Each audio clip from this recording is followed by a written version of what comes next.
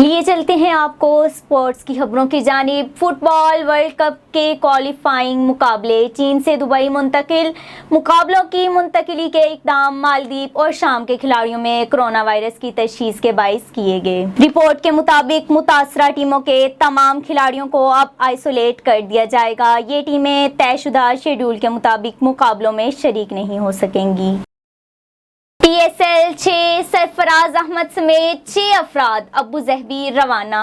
PSL 6 में शिरकत के लिए साबिक कप्तान सरफराज अहमद के अलावा ज़ीशान अशरफ और ज़ैद आलम भी अबू ज़हबी रवाना होने वालों में शामिल हैं। पाकिस्तान में मौजूद 13 में से 6 अफराद को गुज़िश्ता रोज़ वीज़े जारी हुए। खिलाड़ी और ऑफिशियल निजी एयरलाइन में सुबह 6:40 पर कराची से अबू ज़हबी रवाना हुए। अजहर अली का बाबर आजम को शादी करने का मशवरा। कौमी क्रिकेट टीम के खिलाड़ी अजहर अली ने कप्तान बाबर आजम को शादी करने का मशवरा दे दिया। समाजी राब्तों की वेबसाइट ट्विटर पर बाबर आजम के फैन पेज पर सवाल पूछा गया कि आप बाबर आजम को क्या मशवरा देंगे, जिस पर साबिक कप्तान मौजूदा टेस्ट टीम के अहम बल्लेबाज अजहर अली ने जवाब में कहा कि बाबर आजम शादी कर लें।